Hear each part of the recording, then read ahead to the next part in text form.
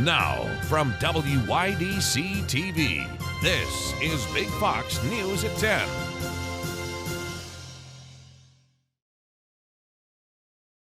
Good evening, I'm Anna Manuel. On the eve of the 50th anniversary of the 1972 flood, Corning remembers the natural disaster. Our Big Fox's Maggie Hall went into the community to look back on how Corning rebuilt. June 1972. At about 5 a.m. Friday, June 23rd, a wall of water about 5 feet high came down the Chemung River. It was like a tidal wave, and it swept over the dikes. We were told we had no problem, that the dikes would hold. They were built by the Army engineers, and we didn't have to worry about the flood at all, just go to bed. But there was reason to worry. This is the Chemung River after floodwaters came rushing over the banks. Landmarks like the Bridge Street Bridge were unrecognizable after Hurricane Agnes hit 50 years ago this week. Folks recall being trapped in their homes, some even on their roofs. One woman from Addison told me that she was in labor when the floods came. She had to drive all the way to Wellsboro to deliver her child. It's that kind of fortitude that folks believe helped this area to survive the Agnes flood. Every single person I've talked to has not only been full of sorrow, obviously great sorrow, but also full of determination. And this, of course, is the underlying spirit upon which all hope for this community is based.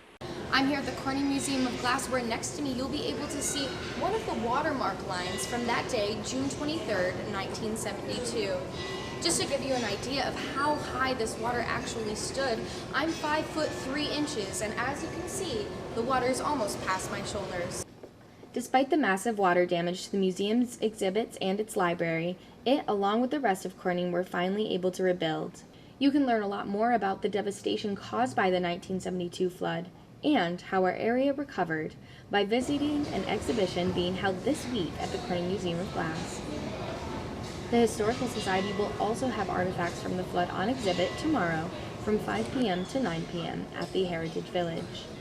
Now, 50 years after our area was hit by the natural disaster known as Agnes, the Corning community has rebuilt and is taking time out to remember its history. Maggie Hall, Big Fox News, Corning. A principal at a Williamsport area high school has been arrested on over 30 felony charges after an alleged long-term sexual relationship with a male student. Officials say 34-year-old Roger Weaver Freed and the boy started the sexual relationship when the boy was in middle school in 2015 and ended it when he was in college in April of this year. After the first alleged sexual encounter, police say the two continued to engage in sexual acts 4 to 5 times a week for 2 years.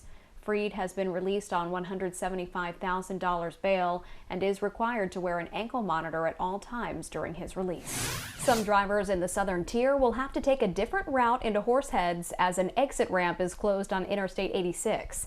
The New York State Department of Transportation is warning drivers that the I-86 eastbound ramp for exit 32B is closed this week while crews repair the pavement. The construction is expected to be complete by the end of the week, according to the department. For more up-to-date travel information, you can visit the site on your screen or download the free 511 New York mobile app. One of the most prestigious sports car racing events returns to the southern tier this week. Salin's 6 hours at the Glen begins tomorrow at Watkins Glen International. The high-speed 4-day event will feature 5 different race series. The 6-hour main event, called the IMSA WeatherTech Sports Car Championship, will be on Sunday.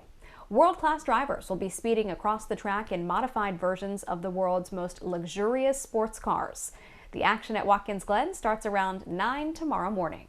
We are learning more about American Airlines' decision to end service in Ithaca and 2 other airports in the country. This as travelers across the country are facing cancellations and delays. Shawnette Wilson reports. One airline reacting to a growing frustration among travelers due to flight delays and cancellations. The airline is cutting service. After a terrible weekend in the air for people flying for Father's Day or Juneteenth events, one airline is making drastic changes in the wake of increasing flight delays and cancellations. American Airlines, being one of the largest airlines on our side of the water, you'll see that the impact of the staffing shortages apply to them the most. Chi Tarver, owner of Extra Vacations Travel Agency, is talking about American Airlines deciding to stop service in about 3 cities because there aren't enough pilots, a problem affecting the entire industry. American says it will take effect following Labor Day. No service in Islip and Ithaca, New York, or Toledo, Ohio. I'm willing to bet the impact will be greater now than after Labor Day. What travelers should get used to doing for the foreseeable future is buffer in time. Buffer in a lot of time. We saw, unfortunately, a lot of travelers miss cruises, miss weddings, miss graduations in the past couple weeks, I think, this whole month. Tarver suggests flying as early as possible in anticipation of delays or cancellations, so you'd have an entire day to get rebooked. And at the top of her suggestion list, consider driving if you can. Even opt for beaches in the States instead of the Caribbean for now. People who would catch a flight from, New York or Newark to even Myrtle Beach are opting to take that 7, 8, 9 hour drive because it's quicker than the waits or the delays or the frustration. And she says it might be less costly than rebooking a canceled flight on a different airline same day. After the fact, you can certainly call in and, get perks and get points and maybe even some partial refunds. Experts predict problem flights will continue well into the fall. There's not much that can be done when they can. They rebook for little to no cost. But when it's affecting thousands, maybe hundreds of thousands of people, at some point, all hands are in the air. Also, some experts warn against accepting vouchers from airlines, saying in doing so, you may give up your right to other compensation. Shawnette Wilson, Fox 29 News. 2 major developments out of the nation's capital on guns and gas. Congress is about to move forward on its first major piece of gun legislation in 30 years. And President Biden is pushing for a federal gas tax holiday. Doug Luzader reports.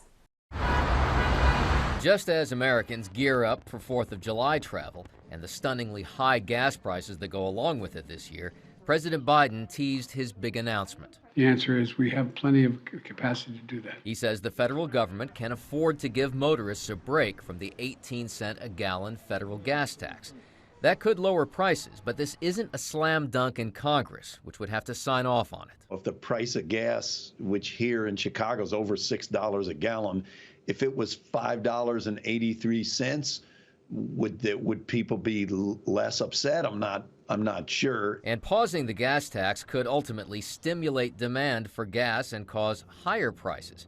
And it would eliminate a chief funding source for federal highway projects. This is a breakthrough. On the gun debate, though, senators are talking about a breakthrough, releasing the language of a bill that would address school security and mental health, tighten background checks for young gun buyers, and encourage so-called red flag laws and eliminate what's known as the boyfriend loophole to add protections for dating relationships. We know there's no such thing as a perfect piece of legislation.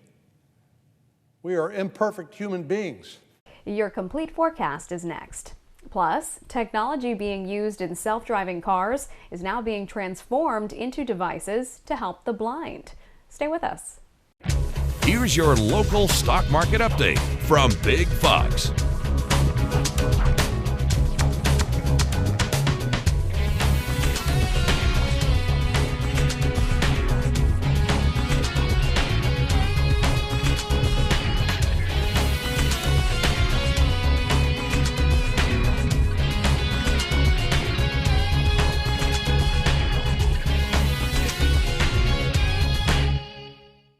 Now, your Twin Tiers forecast from Big Fox. Hi everyone, welcome. I'm meteorologist Sam Ryan. Watch out for any flooding out there. We have flood watches in the green as showers and thunderstorms continue to train into the late evening, early overnight hours. Now here we are Thursday, waking up 7 a.m. We see those showers starting to slide further or farther off to the east. We should be on the backside at that point. Still a isolated shower possible Thursday afternoon. We have this troughiness around, and so it carries some cooler air aloft that allows some instability showers, we call them. They're much lighter, don't pose much of a risk, and they typically won't last more than 30 to 40 minutes at most. But overnight tonight, this is a little different case. We're going to still have the potential here for some lingering heavy downpours. 69 at midnight, 67 at 3 a.m. And then everything begins to clear out as far as the rain is concerned. The storms slowly exit and they move east here, waking up Thursday morning. The trough finally exits late on Thursday, and we're back into sunshine, warming temperatures Friday through Sunday. It's going to be a nice warm up out there. Should be a rather pleasant weekend to enjoy. 15 hours and 15 minutes. We get the double 15s out there for our Thursday. Sunrise occurs at 5:31. Won't see it. Sunset occurs at 8:47. Maybe see that. We're going to be losing 0.07 of a second of daylight. Can you believe it? Since our solstice, which just occurred. Looking back over the last 5 days, 89 Wednesday was our high temperature, 90 on Tuesday. We'll see those temperatures fall considerably here Thursday with that lingering cloud cover and a few. We're still going to see some sunshine here Thursday afternoon. I don't want to give the impression that it's going to be an overcast sky.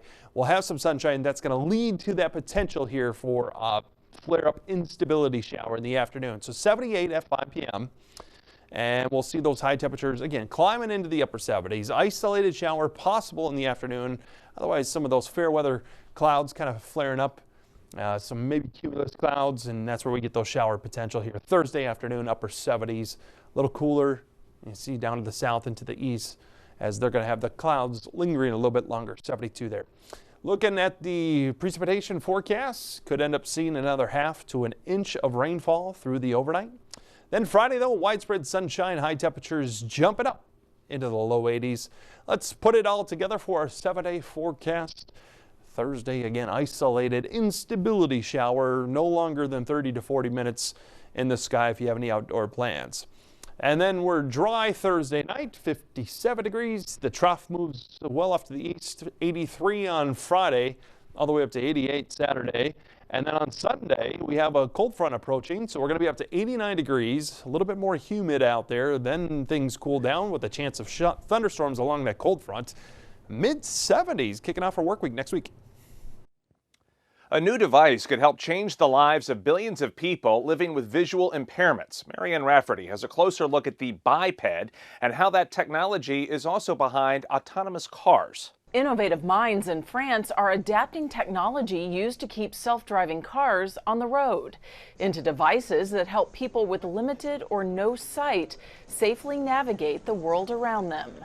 Biped is a navigation device built for visually impaired and blind people. It is a small harness worn on the shoulders.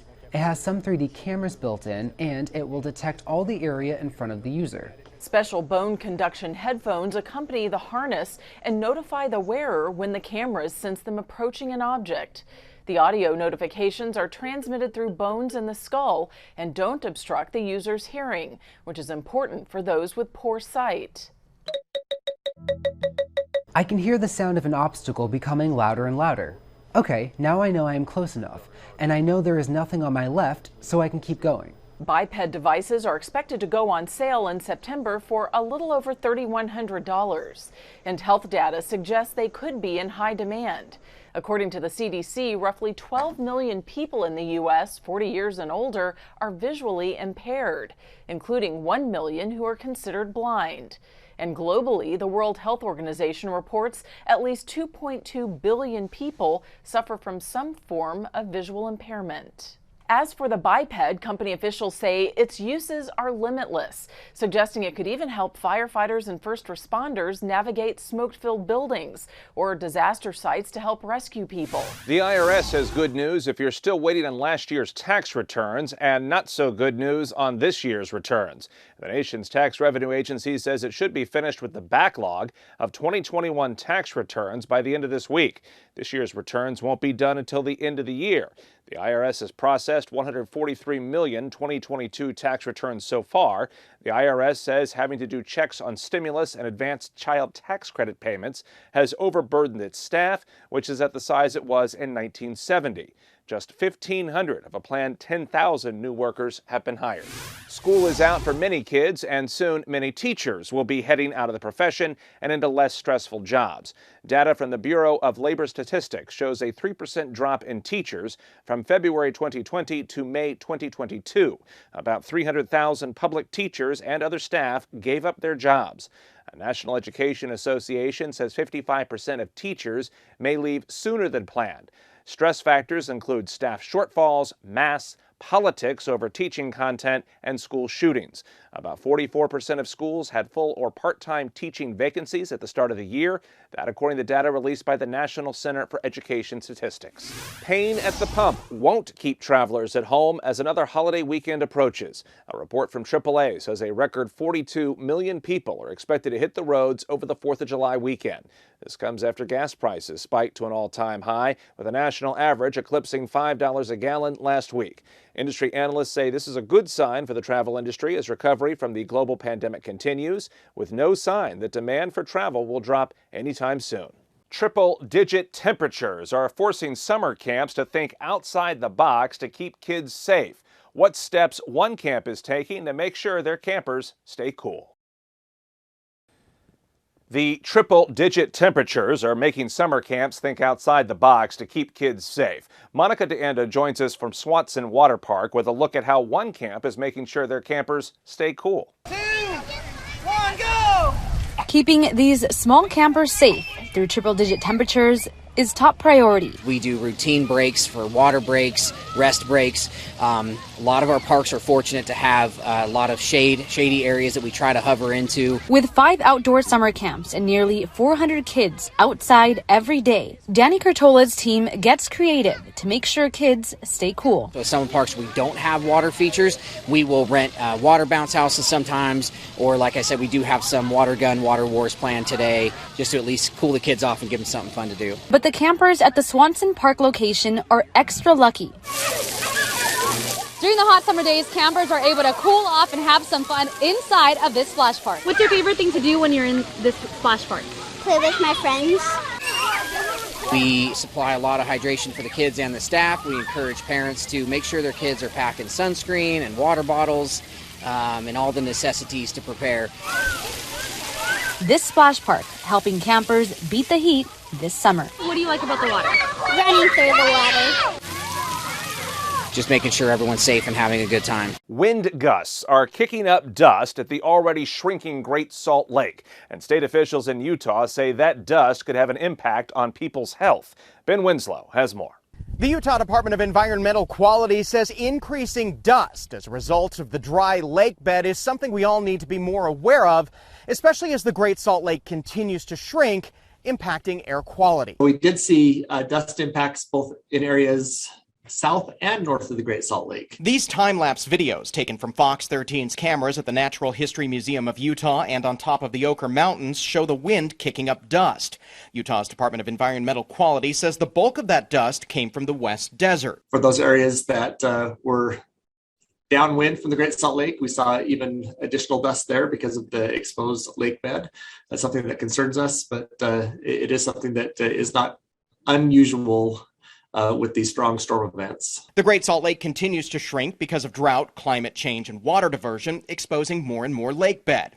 That impacts communities around it, picking up more dust, which contains trace amounts of metals and toxins. We're concerned about all levels of that. It is a fine particulate that can impact our respiratory system, so it's something we should avoid. And where we can't maybe do a lot to refill the Great Salt Lake right away, as people are more aware of those conditions, as they see those high wind warnings and then they're impacted by the dust, of course, move that exposure or reduce that exposure by moving exercise indoors. The Utah State Legislature advanced a series of water conservation measures and funding to get more water into the Great Salt Lake. Those are just starting to go into effect. You can't talk about the Great Salt Lake without talking about air quality, and you can't talk about the air quality on the Wasatch Front without looking to the Great Salt Lake. But environmental groups like O2 Utah say more can be done. They're rallying support for legislation to cut emissions in half by 2030 and provide water for the lake. A bill will be introduced on Capitol Hill next year. If we can transfer over that energy into renewable resources, into smart city growth for our homes and buildings, we will likely see increased water supplies in those tributaries and into lakes like the Great Salt Lake across the state. And Utah's Department of Natural Resources says we may just be a few weeks away from the lake hitting a new historic low. Stay with us. We'll have more after the break. Let's leave you with a smile. A new survey indicates pets do help their owners' physical and mental health. The poll by the American Heart Association found most of the pet owners rely on their furry friends for stress relief. The analysts surveyed 1,000 people and found 95% rely on their pets for that stress relief. Participants say laughing and snuggling help them with the stress and even loneliness. 47% said their companions help them to stay more active in their daily lives. That does it for us. I'm Jamie Holmes. Thanks so much for watching.